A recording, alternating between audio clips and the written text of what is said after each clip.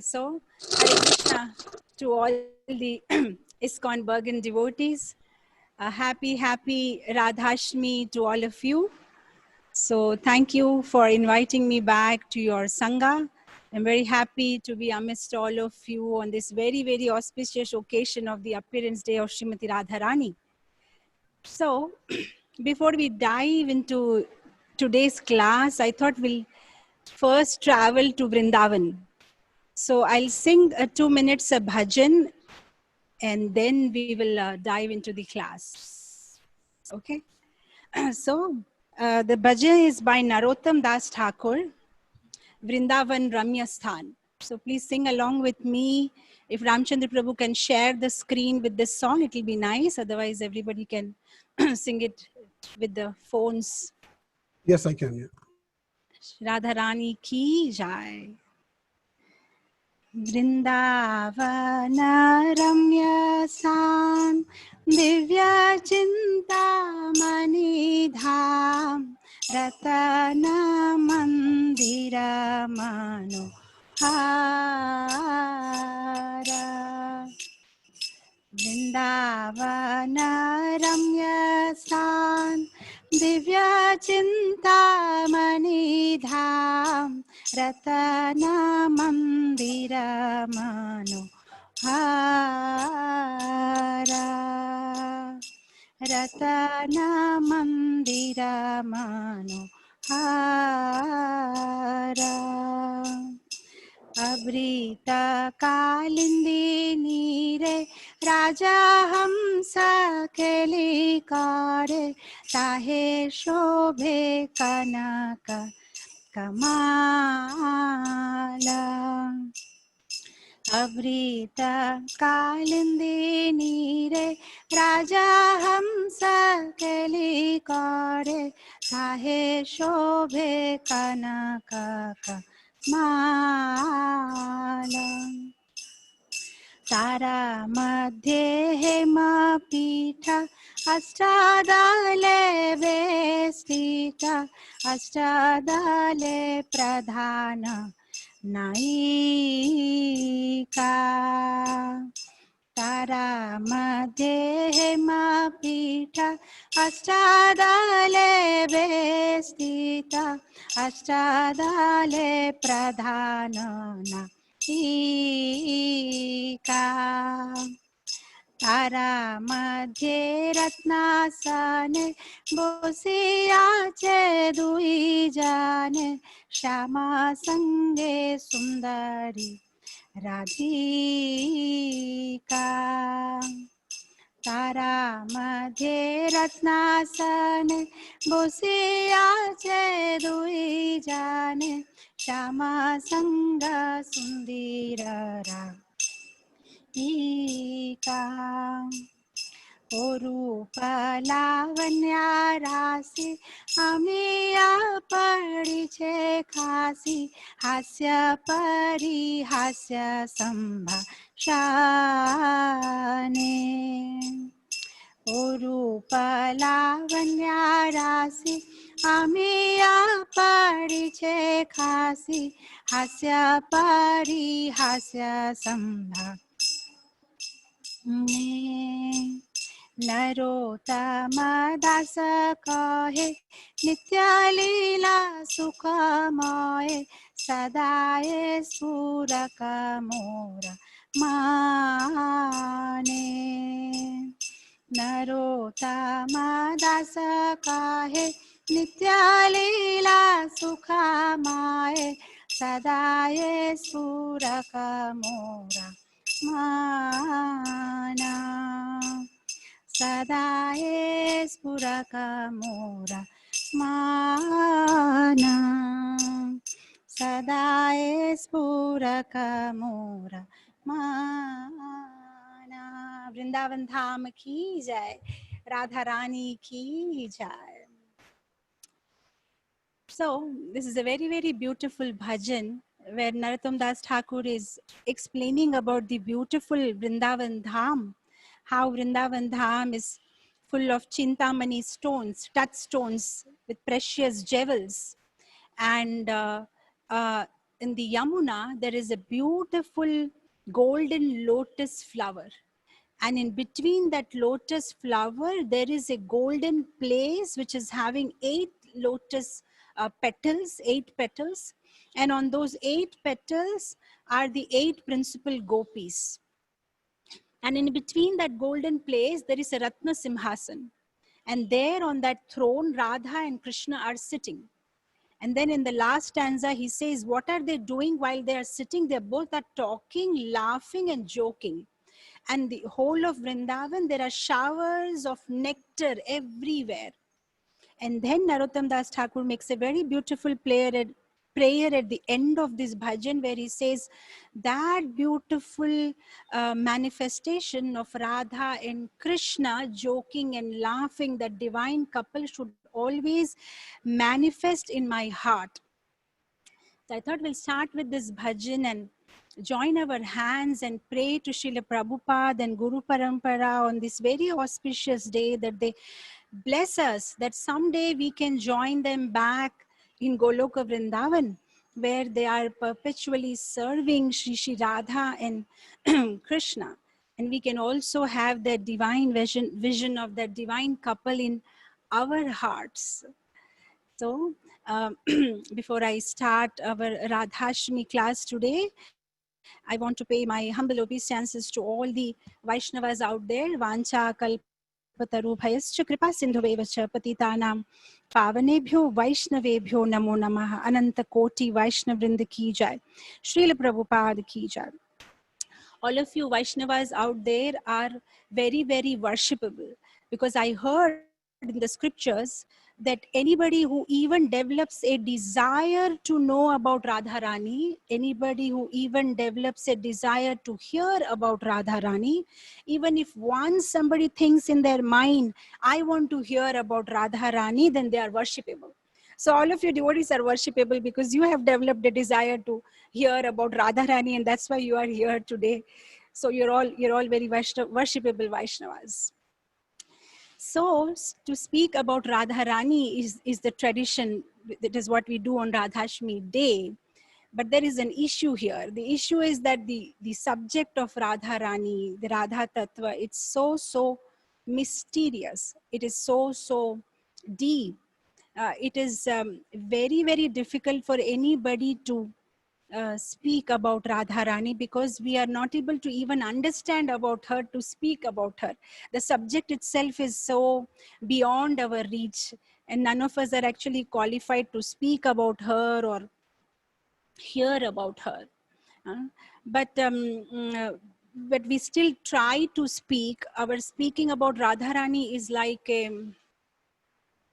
sometimes there are some insects on the neem tree, okay? Now, if you go and speak to an insect on the neem tree, do you know how rasgulla tastes? So the insect will say, I don't know. How does rasgulla taste? Can you explain to me? Now, how do you explain to an insect which is born on a neem tree, living on a neem tree, how a rasgulla tastes? You'll probably try telling the insect, look, rasgulla is very sweet, just like sugar.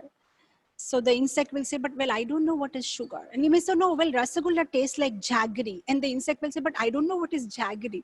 Because the only thing that insect knows right from the birth to its living is neem leaves or neem. And it's very bitter. So they can't even imagine what sweetness means.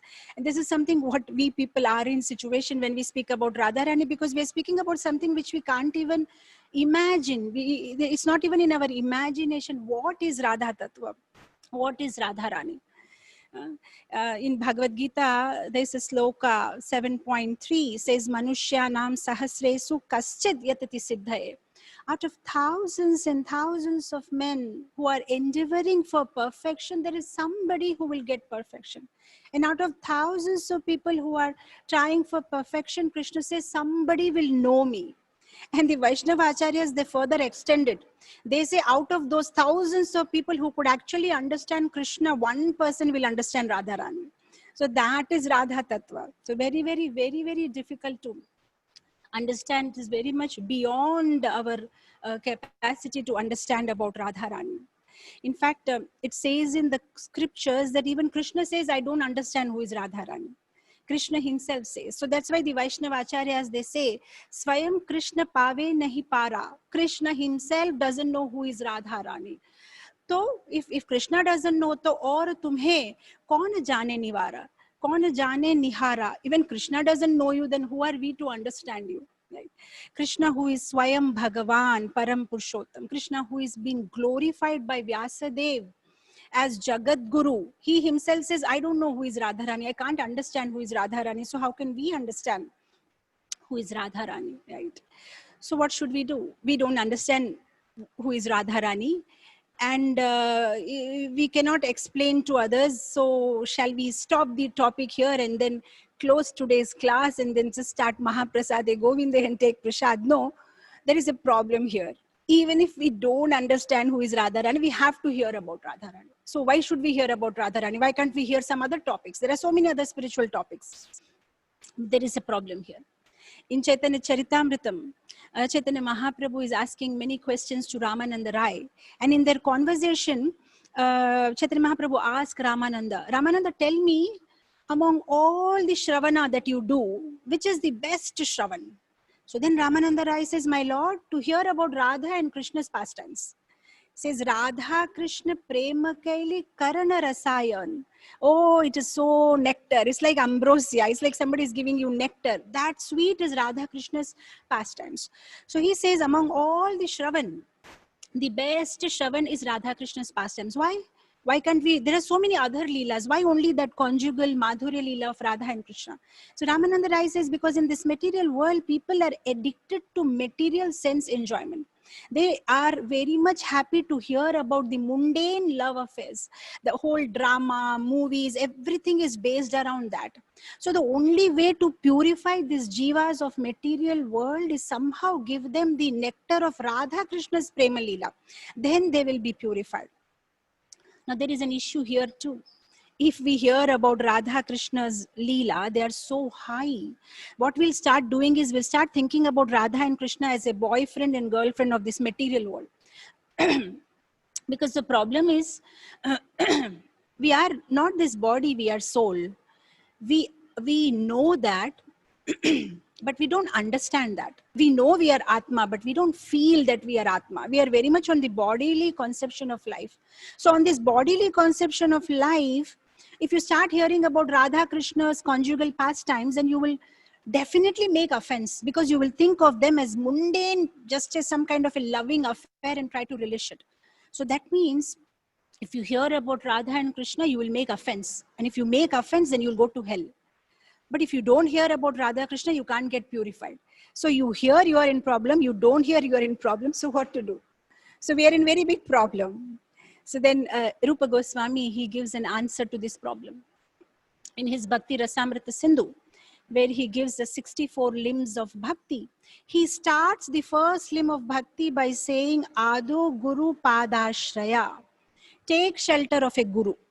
Because if we try to understand the Radha Krishna pastimes without taking shelter of Guru, without serving Guru, without rendering service to Guru, asking from him, surrendering to him and listening from him, if we try directly to jump, oh, it's all right, I can manage myself, then you are duped. That is what they say in the scriptures, and that is what Rupa Goswami says. This is something like let's say there are two hills, and you are trying to go from this hill to that hill. The safest way would be to tie a rope and then take the help of the rope and then go from this hill to that hill. But if somebody thinks, that's all right, I'm very smart, I can jump, there are always chances you'll fall down and get fractured. So the whole thing is take ashray of a guru. So when we hear by taking shelter from Guru, these pastimes of Radha and Krishna, then we are safe. So the best way to hear on Radhashmi is simply hear from Guru Parampara. So whatever I'm speaking today is just a repetition like a parrot. I have no idea about Radharani. Whatever I have heard from other devotees, from the Guru Parampara, I'm simply copying and just speaking as it is, because this subject is such, there is no knowledge, there is no experience about this subject. Just repeating like a parrot. Right? So that is the only way. That is the only way we can hear about Radharani and Krishna. Right? So, what is this whole process? Why do we do this hearing on Radhashtami Day, or for that matter, any festival day? Because it says in the scriptures that these festival days are very, very important. Bhakti Vinod Thakur, he says in one of his bhajan, he says, Madhavati thi bhakati janani jatane palanakari. Says that Madhava Tithi, these all, these tithis, Radhashmi, Janmashtami, Nashing Chaturdasi, all these important tithis, they give birth to bhakti. They are very, very special because on that day, bhakti is born in our hearts. So, Jatane Palana Kari. Hey, be very careful, very carefully. That day you spend very carefully. So, what we are supposed to do on that day? Hear. Hear Krishna Katha, Radharani Katha, whatever. Hear Katha, do Japa, do Seva. This is what you do on that day. Because on that day, bhakti is born. As of now, we are all in this material world, in the material ocean, we are trying to swim. But what happens on these dates, on these tithis, what happens is we will transit from the ocean of this material world to the ocean of bhakti, which is very deep. There is no end to its width and its breadth. So then we will be transited, will be transferred by whom? By Krishna. Krishna will bless us in one of the very beautiful bhajans. I think it's by Bhakti Vinod Thakur. He says, Anadi karama fale podi bhava nava jale tari bare na pei upai tari bare. See there he says Anadi karama fale. I don't know when actually I came into this material. No idea. Anadi karma fale. I must have done when, what karma. From long time I am in this material world. Tari bahare na pai upai. But how do I come out? I'm not able to understand. How should I come out from this material ocean that I'm drowning in? It's a very big bhajan. I won't go into the details, but there is one particular stanza where he says, Gnana karma thaga dui more pratariya अवशेष फेले सिंधु जाले अवशेष फेले सिंधु जाले. Said that there is a problem here. There are two highway robbers, two thieves here who are making problem for me. Who are those two people? They behave very sweetly with me. I cannot even understand. Gnana and karma. Gnana means mental speculation and karma means fruitive activities. They keep promising me, hey, you do good karma, you'll get lot of money. You do this, you'll get success. And then they keep cheating me like that. And I get carried away. Oh, they are my friends. I start believing them. Avasheshe fele sindhu jale. After they get my neck nicely and they tie me very nicely, they'll throw me in the material world. Oh, very good. Stay here only. That is what we are doing. Whole life, what we keep doing. Good karma, then we get good result. Then we become, next life we get Suchinam, Shrimatam, Gehe. In a house you will born where there is money and aristocracy, a beautiful body, lots of knowledge. Oh, you'll be born very nicely. Then again, because of that ego, you will commit sinful activities. And again, you will be born in a wretched family. Now you'll be born in a wretched family. Again, you will start doing good karma. My Lord, I don't have money. I'm poor fellow. Please help me. You will start...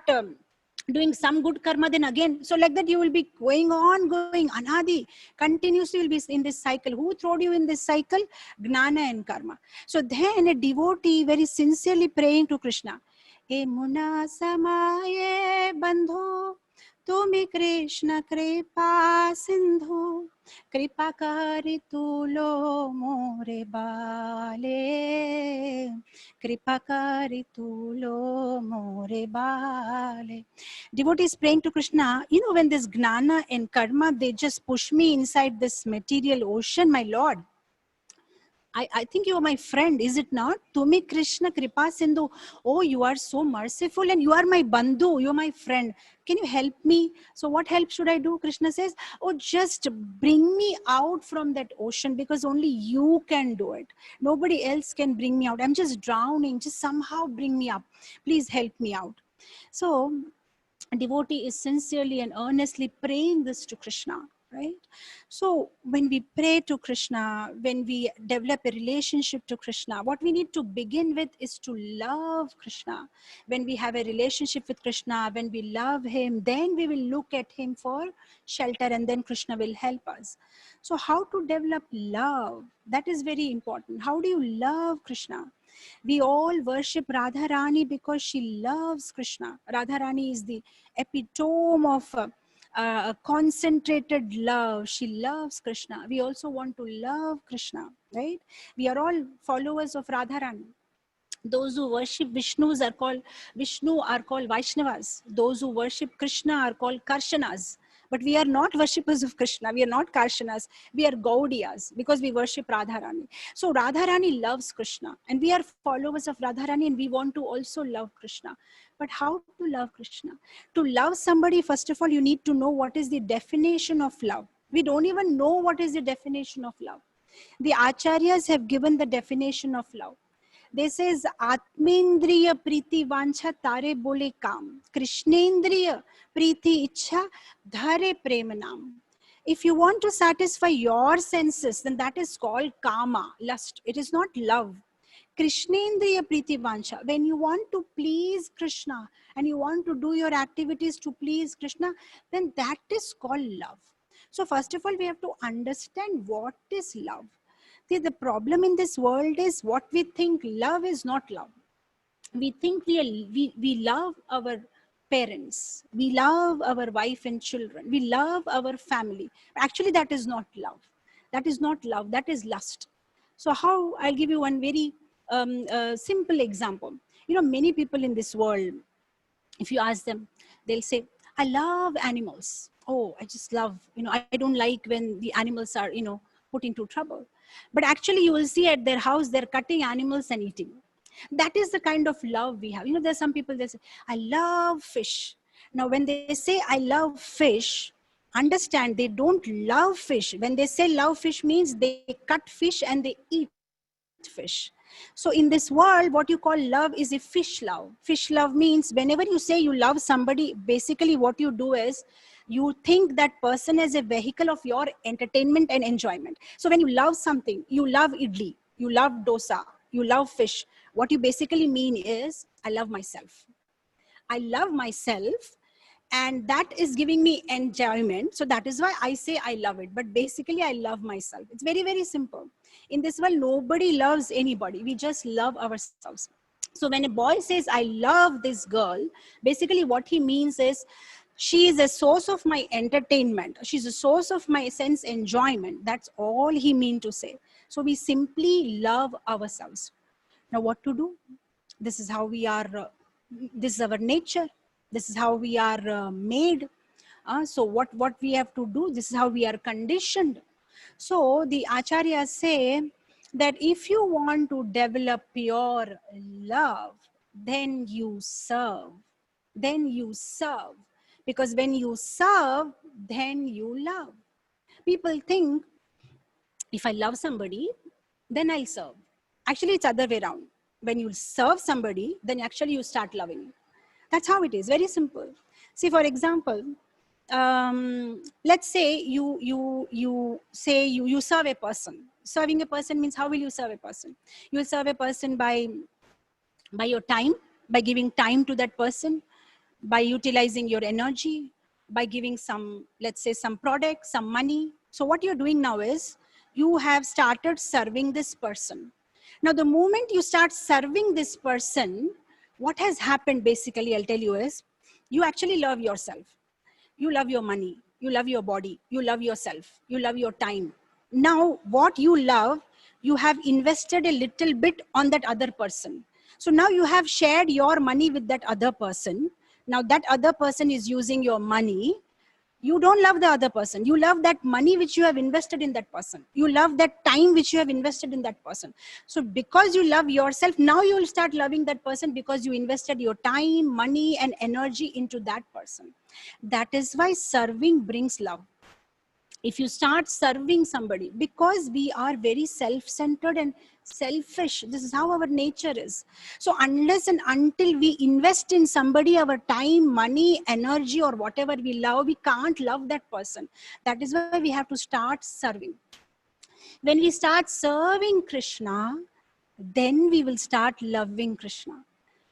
People think other way around. I love Krishna and then I'll start serving. No, you first serve, then you'll start loving. Start serving Krishna. Then you will have that, you will have the glimpse of what it is to love Krishna. See, in the villages, in the olden days, they used to have child marriage. So what happens in child marriage, they'll get a 8-year-old girl, 6-year-old, 7-year-old girl married. She doesn't know what is marriage, absolutely. But she'll be very excited to get married. Because on the day of marriage, they'll put mehendi, they'll give her all jewelries, she'll wear new dress, she's a center of attraction, everybody's looking at her photos, oh, she's so happy, she gets married. Now what happens after child marriage, when they do, even the boy is young, the girl is young, they get married, and after some time, as soon as the marriage is over, the boy goes back to his house, the girl goes back to her house. And what happens now, on different occasions, Diwali or some Pongal, something. Now the boy's family will keep coming to the girl's family. Now, whenever the boy comes, for celebrating festival to the girl's family, the elder people in the house will tell the girl, see, your husband has come. Go and give him some samosas. Go and give him a glass of water. Go and give him some milk. Now, this girl has no idea what is meant by husband, what is meant by serving. You know what she'll say? I don't like him. I don't want to go and, I don't like him at all. Why should I go and you go and give? Then the grandmother of the house, the mother of the house, now they'll say, you should not say like that. He's your husband. You know how many farmlands he has? He's a very big man. Go and give some samosa. Go and give some. She'll reluctantly go, even if she doesn't like him. And what happens now? During this continuous, meeting, serving, he comes, she serves. After 10, 15, 20 years, when the girl is 18, 20, the boy is elder, now the girl actually goes to the husband's house. Now if you talk about husband, oh, she's so happy. Now she's very attached to her husband. Now she will blush, she'll be shy when you talk about him. But the same girl, when you were talking about him in her younger age, she said, I don't want to serve him, I don't like him. But now she likes him. So how did she develop that liking for him? Because she served him, because she associated with him. So this is how our bhakti also. Even in our life, when we take initiation, it's like child marriage only. We have no idea who is Krishna. The only thing we are very excited about is a new name. Because everybody in the temple is having initiated names, so and so, Das and Dasi, it looks so odd, I'm still a bhakta. So you're so excited, new clothes, nice havan, new name. Oh, you are also, one of the initiated devotees. That's all you know about initiation. But then what happens over a period of time after initiation, when you start serving your guru, you start serving Krishna, then slowly you start developing love. And then after a few years of your mature understanding in spiritual life, you'll understand, okay, this is Krishna Bhakti. Because what you simply thought was some kind of an entertainment. Everybody is doing, so I do. Nice prasadam, dance and be happy. That mature understanding comes only after a few years. Oh, this is supposed to be goal of my life. Oh, I'm supposed to serve Guru and Krishna. So the whole process starts by serving. Because see, we are in a complete different space. Krishna is in a different space. Now, how do we even get inside the space of Krishna? See, our problem is we are in the shallow waters, right? See, let's say this is the ocean of bhakti. You are somewhere in the bank where you are still connected with the shore. The shore is the material world and you are still connected. You sometimes, like people who are afraid of water, they'll stand on the shore, they'll just put little bit legs in the ocean water, dip it and play a little bit and come out. They cannot go deep inside because they don't know how to swim. That is our situation presently. Little material, little spiritual material. We just play and have fun. We have to actually go deep inside the ocean of bhakti. So now this is a very big gap, and that bridge is seva. When you start serving, when you do service, then slowly you will go deep inside the ocean of bhakti, and then you will develop love for Krishna. In the Narada Bhakti Sutra, Narad Muni defines love. He said, what is love? Love is gunarahitam, kamarahitam. Gunarahitam, kamarahitam, pratikshana vardhanam. Sukshmam, Avichanam, Sukshmam Avichanam. And then it says Anubhava Rupam. What we think love is, we don't have even any idea what it means. Narad Bhakti Sutra says love means Gunarahitam. Means love actually means you don't love somebody because of a particular quality. You just love. That's it. You just love. See, that was the love of the gopis. That is what I'm trying to, of course, it's a very, very deep subject matter. But why I'm bringing this here today is we don't know who is Radharani. We don't know who is Gopi because we don't know what is mean by love. We simply know they loved Krishna, but do you not even know what is mean by love? So he said, love is gunarahitam. It doesn't see a quality in the person you love. You simply love. That's it. Once one of the Sakhis of Radharani, she asked Radharani, Radharani, why do you love Krishna? Krishna is so black looking. You're so beautiful. Krishna is a debaucher. Krishna is a, he flirts around with so many girls. When he was born in a jail, somehow his father brought him from there. And then as soon as he was born, young age, he killed a lady, Putana, who was trying to feed him some milk. What do you like in Krishna? He's a liar. He's a thief, steals from other people. And he dances with other people's wife in the night. So what is there to love Krishna? What quality did you see in Krishna to love him? And Radharani says, I love him because I love him. That's it. There is no reason I love him. That is pure love. There is no quality that you are looking. But what happens in this material world? We love the person because of some quality. You love somebody because it's beautiful. You love somebody because, oh, very famous. You love somebody because, rich. Oh, you love somebody because, very good nature. All the time you are loving because of certain quality. But pure love simply means love. That's it. You love the person. That's it. You don't see quality. Love is kama rahitam. There is no desire. There is no desire. We say we love Krishna, but we love Krishna with so many desires. The gopis, they loved Krishna, they had no desire. The only desire they had was they wanted to serve Krishna. When Narad Muni is sent by Krishna to know the glories of Gopi, Narad Muni goes and asks Gopi that Krishna is having a headache. So can you give some dust from your feet? Because Krishna says that his headache can be cured only if you get the dust from his devotees. So immediately the gopis start scrapping. Oh, please take the dust. And some gopis who had a very nice clean feet, they had no dust. They went into the Yamuna, they dipped their feet in the Yamuna and then came, and in the Vraja Raja, they put their feet and they said, yeah, look, lots of dust, take it. And Narad Muni said, are you even able to understand what you are doing? If you give the dust of your feet to Krishna, you will perpetually suffer in hell. The gopis said, that's all right. If we have to perpetually, life after life, stay in the hell, just for a moment relief, if Krishna gets from headache in exchange of our suffering in the hell, oh, go ahead. It's good deal. It's a good deal. Even if for a moment we can relieve him from his headache, it's a good deal. They never had any desire. They wanted to give Krishna. We see when we read the Gopi Geet, Srimad Bhagavatam 10th canto, the Rasapancha Adhyaya, then there is this thing where Krishna, in the Rasapancha Adhyaya, there is one pastime where Krishna, when he goes away in between the rasa, and he goes and hides in a kunja, somehow the gopis are very smart. They enter that kunja only where Krishna is hiding. So immediately now Krishna says, where should I go? I am caught. So immediately he changes himself into the four-hand Narayan and stands there. And the gopis, they enter, they say, oh my God, Narayan, Shakshat standing there. Now imagine what will happen if you see Narayan. Oh, you will have so many desires. But the gopis, they pay obeisances to Narayan and they say, well, excuse me, have you seen Krishna where he is? Because we saw him going this way. So the Narayan is amazed, my God, I'm standing there. You don't want anything from me. And no, just can you tell us where is Krishna? Where did he go? Which side? So then of course Radharani comes, and when Radharani comes, Krishna just, his four hands melt and he becomes Shyam Sundar. Even today in Vrindavan, you can go to that place, very beautiful place. So this is the gopis. They have no desire except they want to see Krishna. They want to make Krishna happy. And what happens to us when we go in front of the Lord? Mostly our going in front of the Lord is because we want something from him. Our lives are, if no allopathy works, and then no homeopathy works, then we go to Tirupati. That, our whole point of going Tirupati is nothing is working in my life. So now Tirupati, please help me. Balaji, help me. This is our love. The gopis' love is unconditional. In this material world, everybody loves somebody for some reason. in the scriptures is say that when you have a lot of money, your relatives and friends will stick to you. Hare Krishna. So your relatives and friends, they will stick to you. But the moment you are, bereft of all the wealth, they will simply leave you.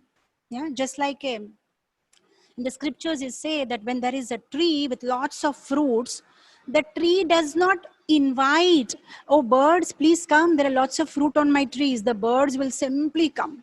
And when all the fruits of the tree are gone, the tree doesn't have to say, birds, you can go now, there are no fruit. The birds will automatically go. This is how the material world is. When you have name, you have fame, you have wealth, people will simply come to you. But the day they understand everything is gone, they'll say, bye, I don't know you. Is it not? When you have everything, they'll say, how are you? If you have nothing, they'll say, who are you? I don't know who are you. That is how the nature of this material world is. But the gopis' love for Krishna is unconditional. It's guna rahitam. It is kama rahitam. There is no desires. And pratikshana vardhanam. Every moment it is increasing. Whereas in this world, law of diminishing marginal utility, we learn in economics. You just take a little bit and after some time you're bored of it. But here, the pure love, it keeps on increasing. What it was yesterday, today is a little more. I love you a little more, Krishna. That's what happens with the gopis. But in this material world, it's not like that. Very soon we get bored of things, people, situation, everything, we get bored of it. Pratikshana Vardhanam. Day by day, the gopis' love for Krishna was increasing so much so that even in their day-to-day activities they used to do, they were not able to forget Krishna. You see, Bilvamangal Thakur in his Govinda Damodar Stuti, he quotes a very beautiful sloka. He says, I'll sing it for you. He says, Vikretu kama kila gopakanya murari pada shrita chetta vritti दध्याधिकं मोहवसादवोचात् Govind Damodar माधवेति. Very beautiful. Bilvamangal Thakur says that this gopis, it says, Vikre tu kama kila gopakanya. Oh, these gopakanyas, they are so attached to Krishna. They're so crazy for Krishna that while they are even selling the butter, the ghee, the milk, they are selling on the road, they're supposed to say, milk for sale, milk for sale. But instead what they are saying? Govinda Damodhara Madhaveti. Hey, please, somebody wants to buy Krishna? Fresh Krishna. 5 kgs Krishna. Want to buy Damodhar? Want to buy Madhav? So crazy about him. Everything simply reminds them of Krishna. Their life is simply centered around Krishna. They can't remember anything but Krishna. They're not able to forget Krishna.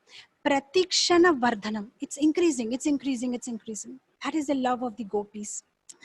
When Krishna left the gopis and went to Mathura, so then Krishna sends Uddhava, go and pacify the gopis. So when Uddhava comes and tries to pacify the gopis, now Uddhava is a disciple of Brihaspati and a very smart fellow. So he says, look, Krishna is supreme personality of Godhead. Don't cry like that for him. Try to meditate on him. Try to see him in your heart. So what he says is, he just asks the gopis to do an exercise. Just like we give a workshop, he gives a workshop. Come on now. All of you sit down. Okay. Sit properly. Close your eyes. Do some pranayam. Take deep inside. Now take the air outside. Concentrate on your air. See what's happening. So then the gopis open the eyes. They say, Uddhav, this is not working. This exercise is not working. They said, why? He said, the problem is, when we are closing eyes, the moment our eyelids close, the only thing that we can see is Krishna.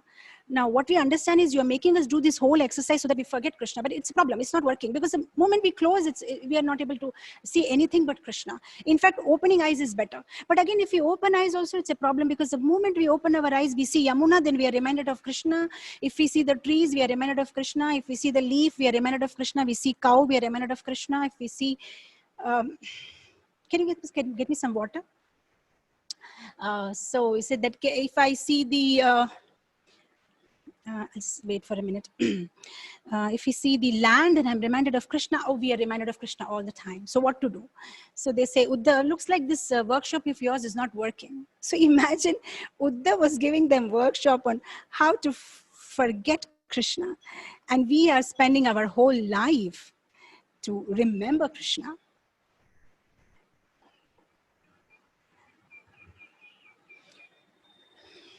And we are not able to remember Krishna.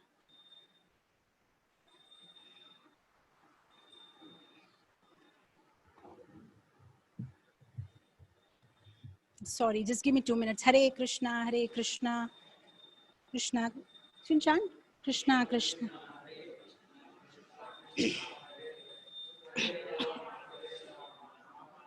Okay. So we are not able to remember Krishna, and the gopis are not able to forget Krishna. Right? So that is the love of the gopis. And that is why Krishna is conquered by the gopis. What is conquering Krishna is the gopis' love. Krishna says he's on sale, but do you have the price to buy him? Krishna is there with a board. I am on sale. Do you have the price to buy him? The price is unconditional love. When you love him, when you serve him, then you can buy him, right? That's what Krishna says. Do you love me? Then you can buy me. That's what Krishna is saying. So what we really need to try and do is serve Krishna. Then he's conquered by our service. He's conquered by love. See, when you have a homam, you do yagyam. You see the pujari. He will make all mantras. Idam asanam grahanam. Please come, and they call the demigods. He'll call Krishna, Narayan. Please come and accept the asana grahanam. Please accept the asana. Do you think Krishna actually comes? Though they are just doing all the mantras, they just assume that, yeah, Krishna has come. And even the Yajaman who is getting the yagyam done, he also believes, yeah, Krishna has come. And then they just go ahead with the yagyam, and then they get some dan dakshin, and they're done with the yagam. But do you think actually Krishna comes? Is he your servant that whenever you call, he'll come? He doesn't come with your mantra. You do no matter what great Sanskrit ucharan mantra, come and accept us. And he doesn't come. He's not your servant. He'll not come.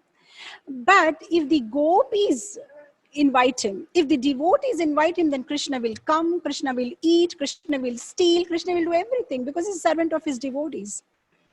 With love, whatever you give is accepted. See, these pujaris are making such elevated asanas for him, all neat and clean, and kalasha and the mango leaves and coconut and all the puja samagri. Still Krishna doesn't come. And I'll tell you one thing. If you see that the Gopi Geet episode, at the last, when Krishna finally appears, and the gopis are crying, and then Krishna finally appears, and that sloka, Shakshad, Manamadhu, Krishna comes like a Cupid, like a Shakshad Manamadhu, he enters. And the gopis are so happy because all the while they were crying. So now what happens when you cry, what happens, I'll tell you. When you cry, first of all, your throat gets choked. You can't speak. Then a little bit mucus will come out. Yeah, you can sit. Little mucus comes out. Tears comes out. Now what happens with the ladies? They have all the kajal and they have all the different makeup on their face. So what was happening during this, when they were crying for Krishna in separation, the ladies, they have saris, they'll just take their chunnis or dupattas. So they're just cleaning. They're cleaning their face. They're cleaning their tears. They're cleaning their mucus. And they're sweating because in the middle of the night, they've been, crying for Krishna on the bank of Yamuna. So they're just cleaning everything with their dupattas. Now, finally, when Krishna appears, now they're thinking Krishna has appeared. So where will he sit? Where is the place for Krishna to sit? So they don't know what to do now. They have to make Krishna sit somewhere. So they can't make him sit in the, on the Raja. So immediately what the gopis do is they take out their chunnis and they just make a heap of it. Now imagine thousands of gopis. So it becomes like a big heap. And then immediately Krishna sits on them. He sits on that heap. Now imagine. Here the pandits and the pujaris are, please come and take asana. They're chanting Vedic mantras. Krishna doesn't come. And here the gopis are offering the asana which is full of their sweat and mucus and tears and black and red with all their makeup, and Krishna happily comes and sits. So Krishna can be bought only with love.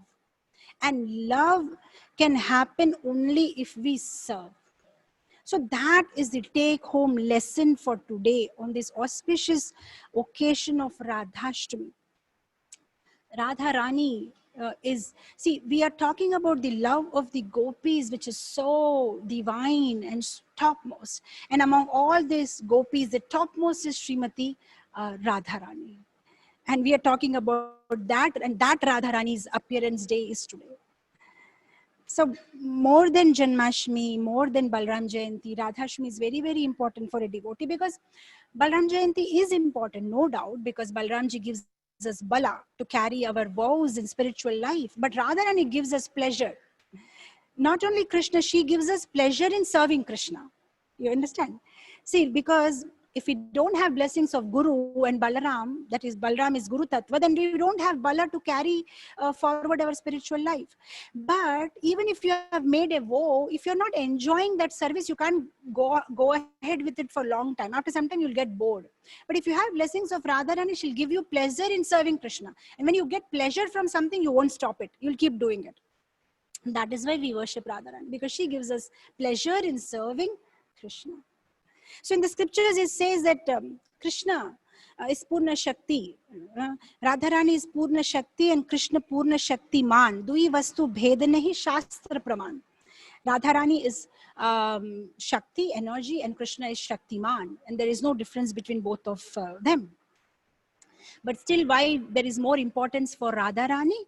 Because sometimes the energy becomes, the Shakti becomes more powerful than the Shaktiman. Like many times I give this example that when you go to a bank and you deposit money in the bank, now what the banker asks you to do is to sign a check whenever you want to withdraw. So if at any point of time you go to the bank and you tell the banker, look, I have come, can you give me money? He'll say, no. Can you sign the check?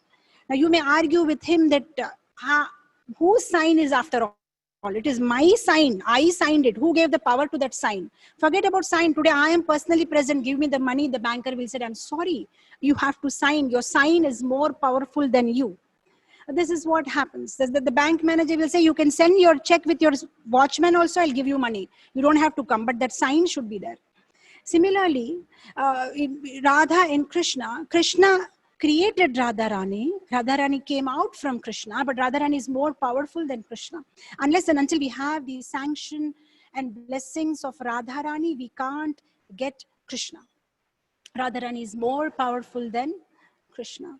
So on this occasion, we pray to Radharani. The Radharani is the only way we can approach Krishna. In fact, I often tell devotees that even when you go and stand in front of Damodar, the first thing you need to do is look at Radharani, her lotus feet. I mean, from down below, you go up, see her face, you pray her. And whatever you do service, you tell Radharani, on my behalf, Radharani, please offer this service to Krishna. Even if you make a small garland, you first give it to Radharani and tell her, Radharani, is this garland okay? Can you offer this to Krishna? Because we have to go via her. It says in the scriptures that Lord Krishna tells to Lord Shiva in one occasion that without Radha's blessings, if somebody tries to approach me, I reject them. So whenever we do, we have to try to approach through Radha. Radharani, please bless. Radharani, please connect me. I remember one very beautiful lecture of Srila Prabhupada where he said that you should pray to Radharani, oh my dear Radharani, can you please tell your Krishna something about me? You have to pray to Radharani, please recommend me to your Krishna. Your Krishna. So that is how we approach Krishna via Radharani. Krishna is very, very attached to Radharani. In the Brahma Vaivarta Puran, there is a beautiful sloka. Sloka number 4.52, 52.36. You can refer later on. 4.52.36. There's a very beautiful sloka in Brahma Vaivarta Puran. It says that Krishna is so attached to Radharani that forget about the name of Radha. Even if somebody says Ra, just that word Ra, wherever Krishna is, even if he's playing a flute or talking to somebody, he'll stop there, then and there. He'll become a statue. He'll not move the moment he hears Ra. And then the second line of that sloka says, forget about speaking Dha. Only Ra, sometime in childhood we play this game, statue. The moment you say statue, the person can't move. So the Ra names only makes him statue. What will happen if you complete the name Dha? If you say Dha, then what happens? It says Krishna will simply follow that person wherever he goes because he spoke the name of Radharani. So if you simply tell the name of Radha, Krishna will follow you. That is why you see in the Vrajadham, when you go to Vrindavan, wherever you go now, the Vrajavasis, they play this bhajan. Radhe Radhe Japo Chale Aayenge Bihar. You see, whatever this Vrindavan Vasis, this Vraja songs they make, the folk songs, oh, they're very, very deep. Don't take them lightly. Oh, they're taking everything from the scriptures. They know this sloka from Brahma Vaivarta Puran. Radha Radhe Japo Chale Aayenge Bihar. Aayenge Bihari Chale Aayenge. He will come, definitely. Wherever you speak Radha's name, he'll simply come. He's handpicked. He loves Radharani. Now, as a devotee, an important question may come in our mind. Is it true? Then why are we even doing Hare Krishna, Hare Krishna? Why not we all start doing Radha, Radha, Radha? Because in Vrindavan, you see, Radhe, Radhe.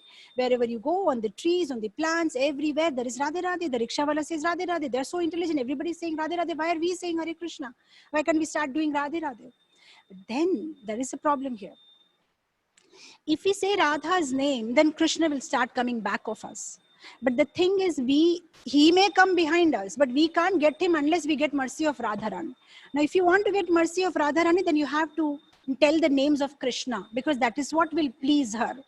So to please Radharani, we have to tell the name of Krishna. To please Krishna, we have to tell the name of Radharani. So because we want to please them both, we say Hare Krishna, Krishna Krishna, Hare Hare, Hare Rama, Rama Rama. Hare. When we say Hare Krishna Mahamantra, we are pleasing both of them. And then we'll get mercy of both of them, right? So we follow this mantra because this has been given by Chaitanya Mahaprabhu. And who is Chaitanya Mahaprabhu? The whole formula of Chaitanya Mahaprabhu is 1 in 2, 2 in 1. Because what the scriptures say, that once Krishna was sitting in Rasa Mandala in Goloka Vrindavan, and then suddenly a desire comes in his mind. And then Radharani is created from the heart of Krishna, from his left side. Krishna takes some love from his heart, some care from his heart. And then Radharani comes out from Krishna's left side. That is how Radharani appears, right? This is how Radharani comes in Goloka Vrindavan. So she's made up of complete love and care of Krishna's love and affection. So now the person who was 1 now becomes 2. In fact, I was reading in one book, they said that 2 personalities came out from Krishna who was sitting in Goloka Vrindavan. From left side, Radharani came, and from right side, another form of Krishna came, and then Radha and Krishna were having pastimes. It also says that when Radharani came out, the first thing she did is that she ran to a bush and started collecting some flowers. And then she took some flowers and she put it in Krishna's feet. So because she did Aradhana, Ra, from Ra Dhatu comes Aradhana. And as soon as she appeared, Dhava, she was running. That is why her name is Radha. So now 2 personalities came out from the original Krishna. One is Krishna and Radha. So now 1 became 2. And then what happens in Kali Yuga? The 2 becomes 1. They became 2, Radha and Krishna. And then again Radha and Krishna combined and became Chaitanya Mahaprabhu. That is why we worship Chaitanya Mahaprabhu. Many times devotees ask question. It's so beautiful to know about Rasa Leela, how the devotees, gopis were part of Krishna's Rasa Leela dance. So is it possible for us to someday come to that level where we can be part of Krishna's Rasa Leela dance? Oh yes, it is. It is possible. How is it possible? If today we dance in the Sankirtan movement of Chaitanya Mahaprabhu, then with his mercy we will get the opportunity to dance in Krishna's Rasa Leela in Goloka Vrindavan. So we have to dance now. We have to dance now in the mission of Chaitanya Mahaprabhu by spreading this Sankirtan movement, by spreading the glories of this Hare Krishna Mahamantra. And then someday we'll get that opportunity. So only via Chaitanya Mahaprabhu, because Chaitanya Mahaprabhu is Radha and Krishna, nahi anya. He is same Radha and Krishna, and he gave this Hare Krishna Mahamantra. That's why we don't go for this mantra and that mantra. We simply follow the Hare Krishna Mahamantra. So on this very, very auspicious occasion of Radhashmi, We pray to Srimati Radharani to bless us all so that we can serve Krishna. We can serve this moment of Chaitanya Mahaprabhu. Radharani is full of affection. That is why, see, Radharani is on a very, very high stage. See, in prema also there are many stages. Radharani is on the 7th stage. Prema stages are, there is pranaya, there is sneha, there is raga, there is anuraga, there is bhava, there is mahabhava, then there is madanokya mahabhava, and on that stage is Radharani, right? And that is why, see, she has the same color, golden color, the molten gold color which Chaitanya Mahaprabhu has, because those who are on that stage, their bodily color also becomes like a molten gold. Just like when you get angry, then your eyes become red. Right? So anger means you become red. Similarly, love of Krishna means the color becomes molten gold. That's why we see Chaitanya Mahaprabhu's color is molten gold. Radharani's color is molten gold. So Radharani is on a very, very high stage, and she is full of kripa, and she wants to give Krishna's love to everybody. Just now we were speaking how the prema is sukshma, avichanam, right? Anu, it is anubhava rupam. That is love. See, in this material world, if you love somebody, you're so possessive about that person. Oh, that person, because I love this person, that nobody else should look at her or look at him. She should not look at anybody. He should not talk to her. She should not. We become so possessive of somebody we love. But actually, in Krishna bhakti, the love is very different. When you love Krishna, then you become crazy about giving Krishna's love to everybody. This is not possessive love. It will be a different love. But the possessive love is a reflection of the actual love, which is not it's mundane love. But the actual love is somebody falls in love with Krishna. The only thing that will go in their mind is, oh, I got this love of Krishna and I want to give this love of Krishna to everybody, everybody, everybody. Whom can I give it? So that is what Radharani is doing. She wants to give love of Krishna to everybody. So the take home lesson for today is, if we want to love Krishna, then we have to serve Krishna. By serving, we will develop love. Very, very, very, very important. See, purposely today on this Radhashtami occasion, I have not touched into any of Leelas and pastimes, because we're all the time hearing them. So the whole point is that there should be some implications or some applications in our life. Otherwise, it is no use if we simply keep hearing pastimes and stories and pastimes. So we should not be like those donkeys. Donkey in the Purvakala, in the olden days, they used to have these donkeys carry wood. When the donkeys carry wood, even if they carry normal wood or they carry teak wood, they don't know difference. For them, it is bhara only. 15 kgs sandalwood or 15 kgs neem wood or 15 kgs. Wood is wood for them. They don't understand. But those who are intelligent, they understand the difference between sandalwood and wood. So like that, as devotees, we should not become like donkeys. Oh, I know so much scriptures. I know so many slokas. I did Bhakti Shastri. I did Bhakti Vaibhav. I did disciple course. I did founder acharya course. I did ombudsman course. I did communication course. Then we'll simply become like those donkeys, who are not a saragrahi or bhavagrahi. They are bharagrahi. Only holding weight of ego. I know so much, I know so much, I know so much, but no application in life. What we need to do is saragrahi. Even if you don't know much, whatever you have little bit heard or known, how much you are able to apply in your life is very important. So that is why I thought today not to go into any of the leelas and simply start enjoying. I know so many stories. I know so many stories about Radharani. What's the use? What can we apply in our life? So I thought the take home lesson for this Radhashmi should be, I want to serve Krishna. And Radharani will be happy if we try to serve Krishna. If we want to serve Radharani, right? And the important thing to remember is, it's not that you love first and then you serve. No, you serve first, then love comes. So first serve and then love.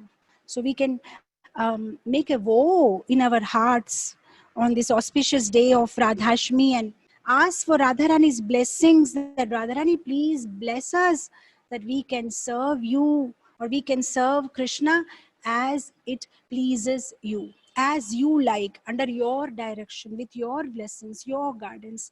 I serve. And serving Guru is also serving Radharani, because Guru is a representative of Radharani.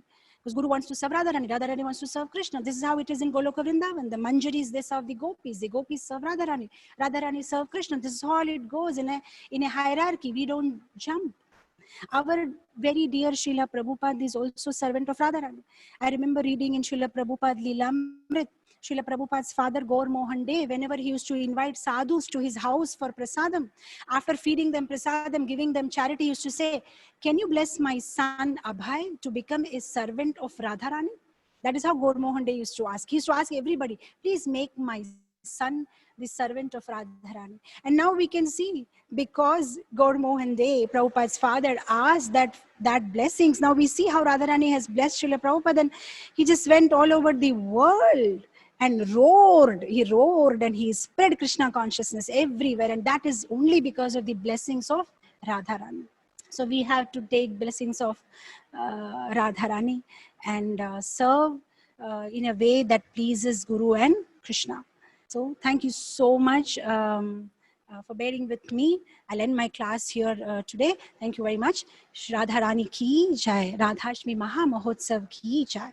Srila Prabhupada ki jai. Hare Krishna. Hare Krishna, Mataji. This was a wonderful class. Actually, you did say some wonderful stories and pastimes also. So it was really nice. A mix of philosophy, practical application, and stories. Thank you very much. At this point, if anyone has a question, you could please raise your hand or type it in the text box. I'd also like to take a moment and welcome His Grace Bhadra Prabhuji for today joining us as a very senior devotee. We're very happy to have him with us on the Zoom conference. Thank you for joining, Bhadra Prabhuji. Anybody else? Bhadra Prabhuji, we will reach out to you. If you could also give us a class someday, we'll be honored. Anybody has a question, please raise your hand so we can go. We can take this opportunity to ask Mataji. Mataji, I have one question while people come up with the question. Actually, I'm unable to hear him. Can you hear me? Yeah, I can hear you now. Okay. We say that Lord Shiva is very merciful, actually the most merciful and the greatest of the Vaishnavas. And we also hear that Srimati Radharani is also very merciful. And we must approach Srimati Radharani to get Krishna Prema. Someone once asked, who's more merciful, Lord Shiva or Srimati Radharani to get Krishna Prema? I don't think I'm an authority of answering this question. Oh, sorry. So your question is, who is more merciful? Radharani is more merciful or Shiva is more merciful? I have no idea. I haven't heard anything from the scriptures about this. But I guess everybody, Vaishnavas are also merciful. Radharani is also merciful. But the mercy of Vaishnavas come from Radharani. The blessings come from Radharani. So even we see in our lives, we have all become devotees because of the mercy of some or the other Vaishnavas in our life. And those Vaishnavas have been blessed by some other Vaishnavas. And then those Vaishnavas have been blessed by Srila Prabhupada. And then it goes into Guru Parampara, which again leads to Radharani. So it will be difficult to answer this question. But I feel it's something like, I was once hearing Bhakti Purushottam Maharaj. He was saying that if you ask somebody that which portion of laddu is more sweet, if I eat it from this side, will it be more sweeter, or from that side? Then that will be difficult to answer, because from every side it will be sweet. So it will be difficult to answer if the Vaishnavas are more merciful or Radharani is more merciful. But Radharani is a source of mercy for everybody. So whether the source is more merciful or whatever, Shiva is, or Lord Shiva is also carrying the mercy of Radharani. This is what it's coming in my mind right now, but I haven't ever heard about this, who is more merciful, or that comparison. The other devotees, Bhadra Prabhu, who is in the line, if he can answer me or answer this question or correct me. I have no idea. I believe both are merciful, equally merciful. I think you are right. Both are merciful. Difficult to say any one of them. Thank you, Mataji. It was a nice example of that laddu sweet also. Gail Mataji has a question. Hare Krishna Mataji. Thank you for such a treasure of a class. my question refers to that part where you were saying that the gopis or any, pure soul, they have no selfish reasons for loving Krishna. They don't love him for this quality or that quality like we do here in this world, where we like somebody or for what we are actually getting from them, which means that we love ourselves only. With Krishna, there's no reason for loving him. They just love him. My problem with that is that if they love him for no reason, it sounds kind of impersonal to me. So if there's no reason, then why not just love anybody? I'm thinking that there are reasons that they love Krishna. There are so many of his qualities for why they love him, which they are always speaking about. The way he plays his flute, the way, his beauty, the way he stands, so many different reasons that they love him. But I'm thinking that their reasons are not selfish. There are reasons, but they're not selfish reasons. It's not because they want something from him. And so I'm just trying to understand this selfless love that we're talking about today. If you could help me with this problem that I'm having. Okay. So my comment on this is, what I tried, or maybe I could not communicate properly, what I tried to say is that their love is not dependent on any quality of Krishna. For example, whatever qualities that they love Krishna about, if at any point of time Krishna gives up those qualities, they will still love him the same. It's not dependent. So that is why you see we chant this Shikshashtakam every day. Aslisya va padaratam pinastuma madarshanam marmahatam karotuva yatha tatha va vidhati lampato matprana natha susaivanam. That is the love of the gopis. So they may like Krishna's beautiful smile, but today even if he stops smiling, they'll still love him. They may like the way Krishna talks, but even today Krishna stops talking to them, they'll still love him. So their love is not dependent on that particular quality, if and so. There are no ifs and buts. If he is like that, then only I love him. If he is merciful to me, then only I love him. So that is not their love. Even if he's unkind to them, even if he doesn't, reciprocate to them, but they still love him. So that is what I was trying to communicate, that is the love of gopis. It is unconditional. Yeah, and I guess I just don't see why that wouldn't make it impersonal. If you don't care what qualities a person has and you just love them, then, why would Krishna be different to the gopis than anybody else? Yeah. Yes. So it's so we were talking about. Yeah. So that's what we are talking about. It's unconditional. It's not dependent on any quality. In this material world, when we love somebody, we love the person because of that quality. And after some time, if that person doesn't manifest that quality, then our love decreases. But with the gopis, even if Krishna manifests or doesn't manifest that quality or completely rejects them, they still love him with the same intensity, is what I was trying to communicate. Thank you so much, Mataji, for bringing up this point, and it clarified.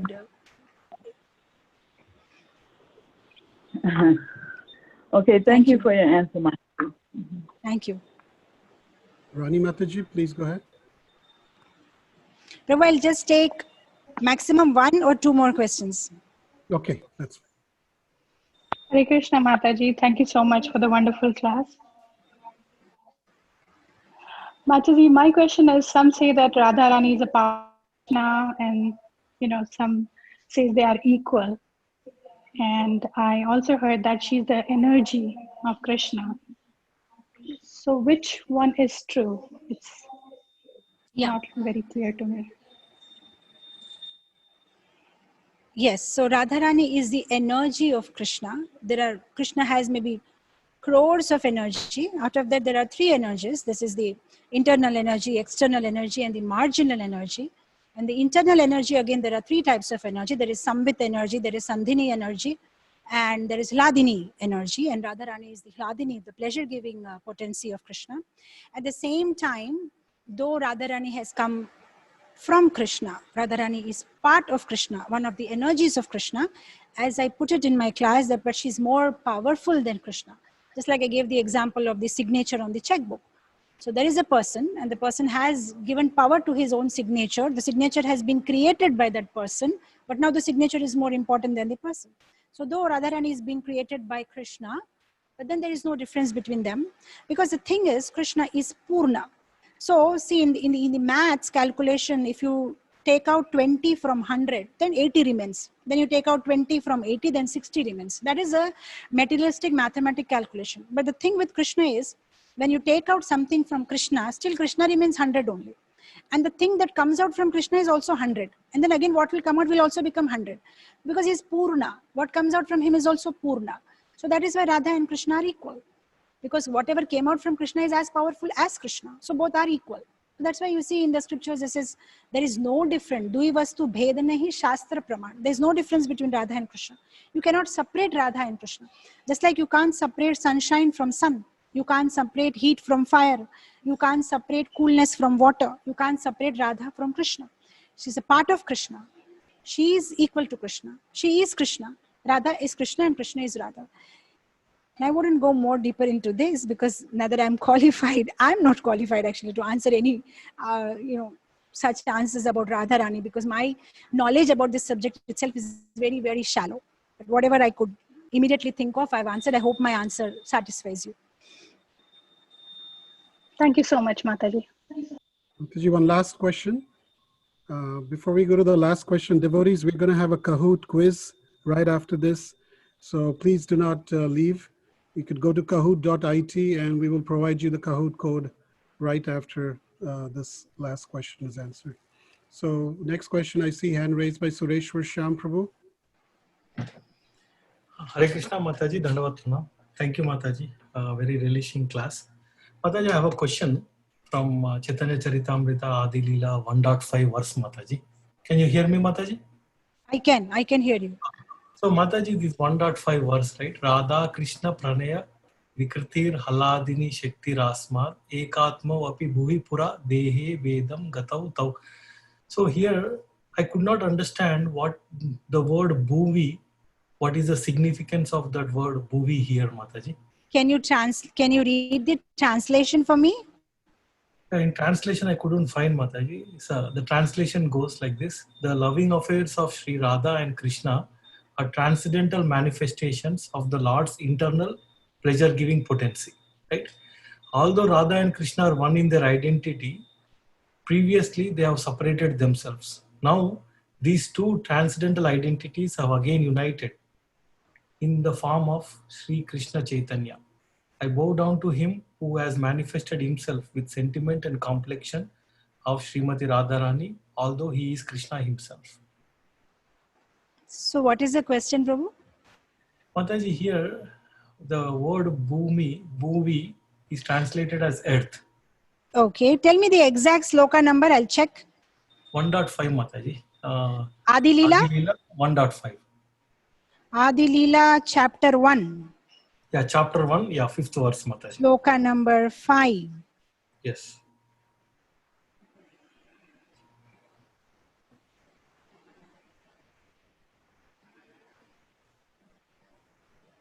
So you want this translation of the word bhuvi? Bhuvi is earth, right? As Prabhupada translated, but I couldn't understand, Mataji, what bhuvi means because there's nothing in the translation. Radha, And transformation, pleasure, potential from this ekatma, both the same in identity. Although on earth, okay, so he's saying that Radha and Krishna, the loving affairs of Radha and Krishna, bhuvi here, Prabhupada has translated as bhumi, that means on the earth. So he's saying that though they were separated, now in this world, they have again united as Sri Krishna Chaitanya and Avatar. They have come here in this bhumi as Chaitanya Mahaprabhu. I bow down to them. You got my point? The loving affairs of Radha and Krishna are transcendental manifestations of Lord's pleasure-giving potency. Although Radha and Krishna are one, previously they separated themselves. Now the two identities have united in form of Krishna Chaitanya. So what I understand is Ekatma api bhuvipura. What I understand now immediately, unless and otherwise there is some other translation, bhuvipura, maybe in this world he has come as Chaitanya Mahaprabhu, is what they are trying to say. So I bow down to that manifestation who has appeared in this bhuvi as Chaitanya Mahaprabhu with the complexion and sentiment of Srimati Radharani. So what your question was, where is this, why is this word bhuvi used here, and we don't see in the translation, though it is there in word-to-word translation. So what I understand is that since Chaitanya Mahaprabhu appeared here in this bhuvi, who is Radha and Krishna, but now appeared here, that is why they use the word bhuvipura. On this bhuvi he has appeared as Ekatma. There is no Deha Bhedam. Okay, Mataji. Okay. This is what I understand, but you can definitely refer with some other people. But that is what I am able to understand immediately after seeing this. Yeah. Thank you very much, Mataji. Yes. Thank you, Mataji. Hare Krishna. So, Ramchandra Prabhu, we can end it here. Yes, thank you once again. Thank you very much. I with folded hands to all the devotees, if I have spoken anything which is not correct, kindly forgive me my ignorance. Whatever I have heard, I have simply repeated. If I have spoken anything which is not correct, kindly forgive me. Vancha kalpataru bhayascha kripa sindhubeva cha patitanam pavanebhyo Vaishnavebhyo namo namah. Ananta koti Vaishnavinda ki jai. Srila Prabhupada ki jai.